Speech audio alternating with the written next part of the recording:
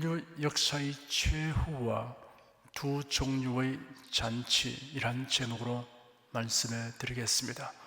성경은 하나님에 대한 계시와 범죄한 인생의 구원에 대한 계시가 기록된 책입니다.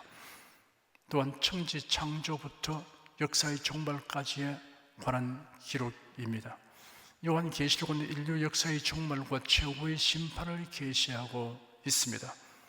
그리고 구원 얻은 사람들이 그리스도 안에서 누릴 영원한 행복에 대하여 계시하였습니다.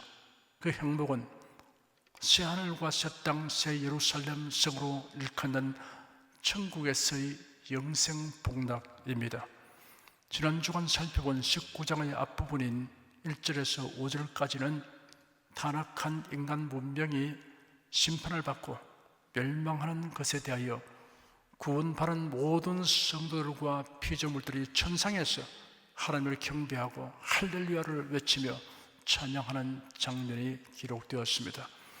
6절에서 8절까지는 또다시 흑암 무리가 주 우리 하나님 곧 전능하신 이의 통치를 찬양하며 이어서 예수님 재림의 한 장면으로 어린 양의 혼인잔치가 예비된 모습이 기록되었습니다. 9절은 어린 양 혼인잔치 참석자를 향해 천사가 복을 선언하는 장면입니다. 이 시간은 10절 이하를 살펴보겠습니다. 10절에는 내가 그 발 앞에 엎드려 경배하려 하니 그가 나더러 말하기를 나는 너와 및 예수의 증거를 받은 네 형제들과 같이 된 종이니 삼가 그리하지 말고 오직 하나님께 경배하라. 예수의 증거는 대언의 영이라 하더라 라고 기록되었습니다. 사도 요한은 천사가 앞에서 언급했던 모든 말씀들이 신실하신 하나님으로부터 비롯된 것임을 천명하면서 어린 양의 혼인잔치에 청함을 받은 자들이 복이 있도다 라고 선언하자 그 천사의 발 앞에 엎드려 경배하려고 하였습니다. 그러자 천사가 즉시 이를 만류하였습니다. 요한이 무엇 때문에 천사에게 경배하려고 하였을까요? 네 가지 해석이 있습니다. 첫째는 요한은 그리스도께서 천사의 모습으로 나타난 것이라고 생각하기 때문이라는 해석입니다. 둘째는 그리스도께서 보낸 천사라는 점에서 마치 임금의 명을 전하는 사신 앞에서 이를 받은 자가 무릎을 꿇는 것과 같은 태도라는 해석입니다. 셋째는 요한이 천사의 말을 듣고 기쁨과 감격에 압도당하여 무의식적 충동에 사로잡혀 천사 앞에 엎드렸다는 해석입니다. 넷째는 요한이 하나님의 말씀을 전해준 천사에게 감사의 표시를 한 것이라고 하는 해석입니다. 천사는 요한의 행동을 만류하면서 그 이유 두 가지를 밝혔습니다. 첫째, 나는 너와 및 예수의 증거를 받은 네 형제들과 같이 된 종이라고 하였습니다. 둘째, 예수님의 증언은 대언의 영이라 하였습니다. 대언의 영이라는 말은 예언의 핵심이라는 뜻입니다. 예수님이 증언하신 말씀이 예언의 핵심이고 천사나 사도들은 그 전달자에 불과하므로 모든 예언의 주체이신 하나님만을 경배해야 한다는 뜻입니다. 천사의 이러한 태도에서 하나님의 종천사와 타락한 천사인 마귀의 차이점이 선명하게 대조됩니다. 예수님은 공적 활동 초기에 광야에서 40주야를 금식하신 후 타락한 천사인 마귀에게 시험을 받았습니다. 마귀가 예수님을 데리고 지극히 높은 산으로 가서 천하 만국과 그 영광을 보여주며 말하기를 만일 내게 엎드려 경배하면 내가 네게 이 모든 것을 주겠다 하였습니다. 그러자 예수께서 사탄아 물러가라, 기록되기를 주 너희 하나님께 경배하고 다만 그를 섬기라 하셨다라고 대응하셨습니다. 하나님이 바라실 존귀와 영광을 대신 받으려고 하는 자에게는 마귀가 영향을 미치고 있습니다. 사도 베드로가 로마 군대의 장교인 고넬료의 초청을 받고 그의 집으로 갔습니다. 고넬료가 일가와 가까운 친구들을 모아놓고 기다리고 있었습니다. 베드로가 들어올 때 고넬료가 맞이하며 발 앞에 엎드려 절하니 베드로가 그를 일으키며 말하기를 일어서라, 나도 사람이다 하였습니다. 베드로는 자신도 사람에 불과하니 지나친 공경의 예를 표하지 말라고 만류하는 것입니다. 바울과 바나바가 함께 루스드라에 가서 복음을 전할 때 있었던 일입니다. 바울이 설교하는 곳에 나면서부터 안전병이 된 사람이 있었는데 참석하여 설교를 경청하고 있었습니다. 바울은 설교를 진지하고 열심히 있게 듣는 그 사람을 유심히 보았습니다. 단지 설교를 듣는 정도가 아니라 온 마음으로 복음을 받아들이는 것이 역력했습니다. 바울이 그 안전병이를 향해 큰 소리로 말했습니다. 네 발로 바로 일어서라. 그러자 그 사람이 즉시 펄쩍 일어나더니 정상으로 걸었습니다. 무리들이 이 놀라운 기적을 보고 신들이 사람의 형상으로 우리 가운데 내려오셨다 하였는데, 당시 공용어인 헬라어 대신 그곳 지방말로 소리 질렀습니다. 크게 감탄하든지 놀라든지 화가 나든지 하면 모국어를 말하게 되고 특유의 지방말이 튀어나오게 됩니다. 무리들은 바울을 서슬하고 바나바를 흠이라고 하였습니다. 서슬한 히랍 신화에 나오는 신들 중에 우두머리의 신 제우스이고 흠에는 제우스의 대변인 역할을 하는 헤르메스입니다.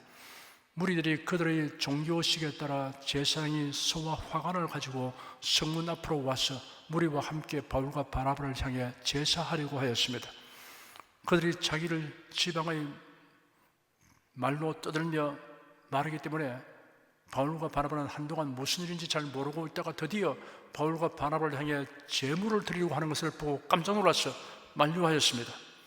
그냥 말로 해서는 안 될 것 같아서 옷을 찢으며 무리 가운데 뛰어 들어가서 소리 질러 만류하였습니다.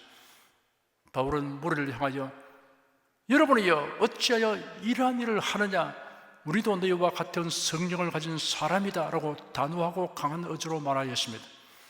이어서 말하기를 너희에게 복음을 전하는 것은 이 헛된 일을 버리고 천지와 바다와 그 가운데 만물을 지으시고 살아계신 하나님께로 돌아오라 함이라 하였습니다.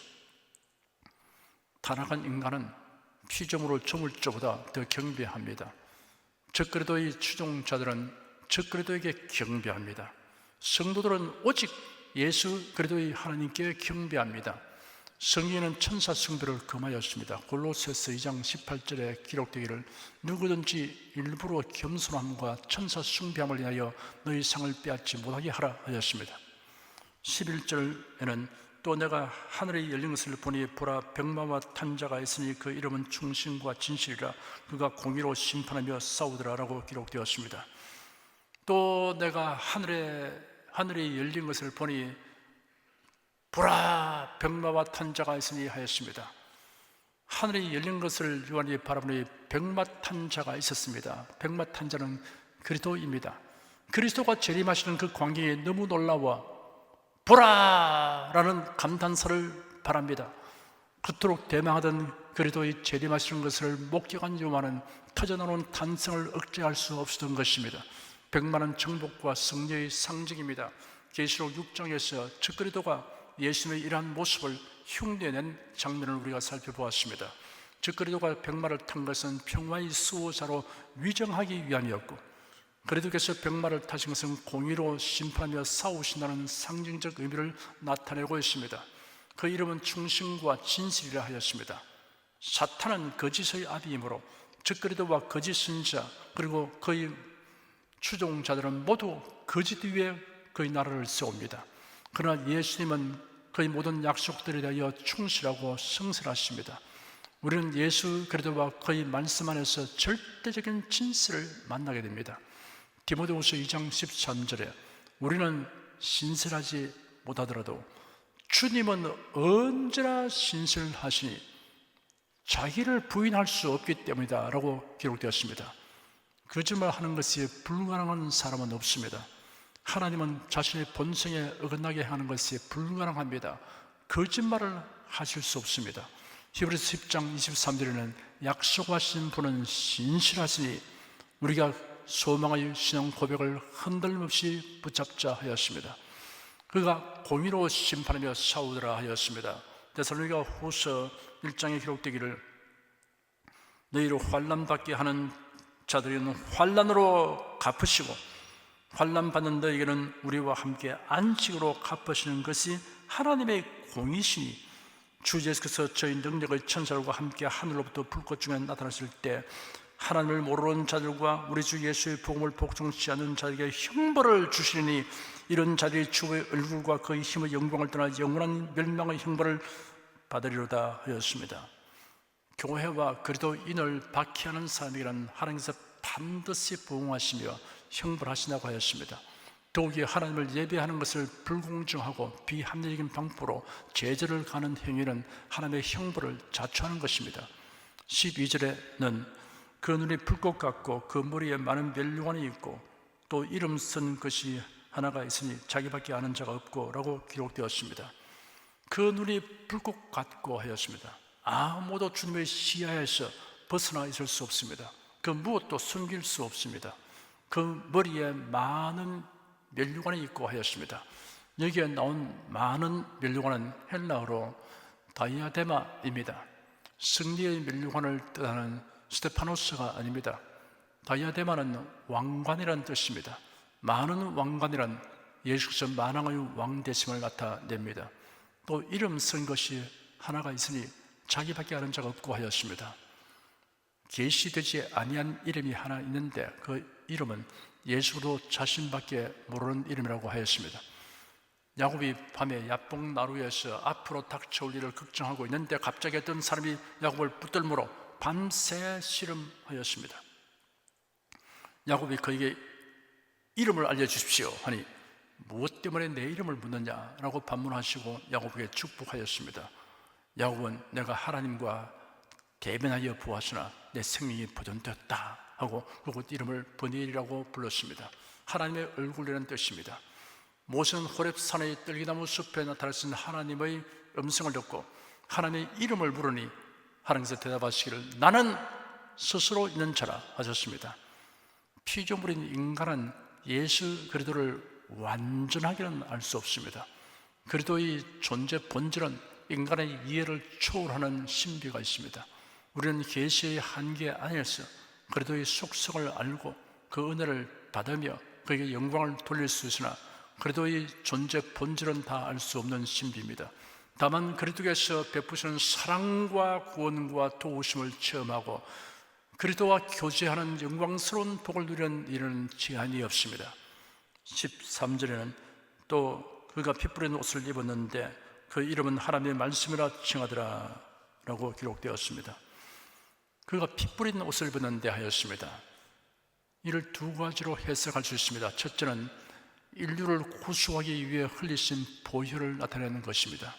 둘째는 하나님을 대적하는 자들을 멸하고 승리하심을 의미합니다. 이사야 63장에 이런 기록이 있습니다. 에돔에서 오며 홍위를 입고 보스라에서 오는 자가 누구냐? 그 화려한 의복 큰 능력으로 걷는 자가 누구냐? 그는 내니 의를 말하는 자요 구원하기에 능한 자니라. 어째여 네 의복이 붉으며 네 옷이 포로즙 털을 바른 자 같으냐? 만민 중에 나와 함께한 자가 없이 내가 홀로 포로즙 털을 밟았는데 내가 노함을 내어 무리를 밟았고 분함을 내어 짓밟았으므로 그들의 선들이 내 옷에 뛰어 내 의복을 다 들이켰음이니 하였습니다. 그 이름은 하나님의 말씀이라 칭하더라 하였습니다. 요한복음 1장에 기록되기를 태초에 말씀이 계시니라. 이 말씀이 하나님과 함께 계셨으니 이 말씀은 곧 하나님이시니라. 말씀이 육신이 되어 우리 가운데 거하심에 우리가 그 영광을 보니 아버지의 독생자의 영광이요 은혜와 진리가 충만하더라. 본래 하나님을 본 사람이 없을 때 아버지 품속에 있는 독생하신 하나님이 나타내시니라 하였습니다. 14절에는 하늘에 있는 군대들이 희고 깨끗한 세마포를 입고 병마를 타고 그를 따르더라 라고 기록되었습니다. 하늘의 군대는 천군 천사와 성도들입니다. 예수께서 겟세마네 동산에서 그를 체포하러 온 자들을 향하여 베드로가 칼을 빼어 내리치니 대상의 종 말고의 귀가 잘렸습니다. 예수께서 베드로에게 말씀하시기를 네 검을 도로집에 꽂으라. 검을 가진 자는 다 검으로 망하느니라. 너는 내가 내 아버지께 구하여 지금 12영 더 되는 천사를 보내시게 할 수 없는 줄로 아느냐 하였습니다. 영어로 번역된 원어는 레게온인데 이런 로마 군대의 군단을 의미합니다. 한 군단은 약 6,000명의 보병과 약 120명의 기병으로 구성되었습니다. 그는 12영의 천사란 약 73,440의 천사들입니다. 데살로니가 후서 1장 7절에도 주 예수께서 저희 능력의 천사들과 함께 하늘로부터 불꽃 중에 나타났을 때라는 말씀이 있습니다. 유다서 1장 14절에는 보라 주께서 그 수많은 거룩한 자와 함께 임하시나니라고 기록되었습니다. 예수님을 선봉으로 지상에 내려오는 무리 속에 저와 여러분이 모두 함께 있기를 기원합니다. 15절에는 그 입에서 이한 검이 나오니 그것으로 만국을 치겠고 친히 죄를 철장으로 다스리며 또 친히 하나님 곧 전능하신 이의 맹렬한 진노의 포로주 틀을 밟겠고라고 기록되었습니다. 말씀으로 천지를 창조하신 하나님, 말씀으로 사람의 심령을 변화시키시는 하나님께서 예수 그리스도의 입에서 나오는 말씀으로 그의 대적을 초경과 같이 멸하십니다. 포도주 틀은 두 개의 돌통으로 되어 있습니다. 하나는 약간 높은 데 두고 물받이 홈통으로 서로 연결되어 있습니다. 포도를 위의 통에 넣고 발로 밟고 지지겨 짜면 그 접이 아래 통에 모입니다. 주님을 대적하는 만국에 대한 심판의 가혹하고 철장을 포도주 틀을 밟는 것으로 묘사하였습니다. 16절에는 그 옷과 그 다리에 이름 쓴 것이니 만왕의 왕이요 만주의 주라 했더라 라고 기록되었습니다. 그 이름이 그리스도께서 착용하신 외투와 다리 덮개 위에 씌어 있는 것 같습니다. 여하튼 그 이름은 만왕의 왕, 만주의 주입니다. 17절부터 21절까지는 또 내가 보니 한 천사가 해에 서서 공중에 나는 모든 새를 향하여 큰 음성으로 외쳐 가로되 와서 하나님의 큰 잔치에 모여 왕들의 고기와 장군들의 고기와 장사들의 고기와 말들과 그 탄자들의 고기와 자주한 자들이나 종들이나 물은 대수하고 모든 자의 고기를 먹으라 하더라. 또 내가 보매 그 짐승과 땅의 임금들과 그 군대들이 모여 그 말탄 자와 그의 군대로 더불어 전쟁을 일으키다가 짐승이 잡히고 그 앞에서 이적을 행하던 거짓 신에도 함께 잡혔으니 이런 짐승의 표를 받고 그의 우상에게 경배하던 자들을 이적으로 미혹하던 자라. 이 둘이 산채로 유황불 붙는 못에 던지고 그 나머지는 말탄 자의 입으로 나오는 검의 죽음에 모든 새가 그 고기로 배불리우더라 라고 기록되었습니다. 적그리스도와 각국의 통치자들이 동원한 군대들이 하늘에서 내려오는 그리스도와 그 군대를 대항하여 공격합니다. 아마도 이들은 외계인의 진입을 대항하여 싸운다고 생각할 것 같기도 합니다.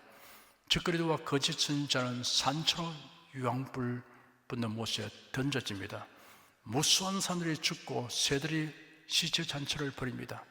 마태복음 24장 28절의 예언에는 죽음이 있는 곳에는 독수리들이 몰지니라 하였습니다. 에스겔 39장에는 너 인자야 나 주 여호와가 말하노라 너는 각종 새와 들의 각종 짐승에게 이르기를 너희는 모여오라 내가 너희를 위한 잔치 곧 이스라엘 산 위에 예비한 큰 잔치로 너희는 사방에서 모여서 고기를 먹으며 피를 마실지어다. 너희가 용사의 고기를 먹으며 세상 왕들의 피를 마시기를 바산의 살찐 짐승 곧 수양이나 어린 양이나 염소나 수송아지를 먹듯 할지라. 내가 너희를 위하여 예비한 잔치의 기름을 너희가 배불리 먹으며 그 피를 취하도록 마시되 내 상에서 말과 기병과 용사와 모든 군사를 배불리 먹을지니라 하라. 나 주 여호와의 말이니라 라고 기록되어 있습니다. 살아남은 사람은 광야로 피난한 유대인 민족을 중심으로 소수의 이방인들입니다. 전 세계 부자와 장사하는 자들은 모두 적그리스도의 표를 받았기 때문에 죽임을 당할 것입니다. 주로 아프리카, 아시아, 북남미 등에 사는 가난한 자들 가운데 적그리스도의 표를 받지 않고 살아가던 자들이 살아남아서 천년 왕국에 들어갈 것입니다. 7년 환난의 끝에 두 종류의 잔치가 있습니다. 하나는 어린 양의 혼인 잔치입니다. 구원받은 성도들이 참여하는 잔치입니다. 다른 하나는 사람의 시체를 뜯어먹는 새들과 각종 짐승들의 잔치입니다. 적그리스도를 추종하는 자들은 비극적 큰 잔치의 잔치상이 될 것입니다. 기도하겠습니다.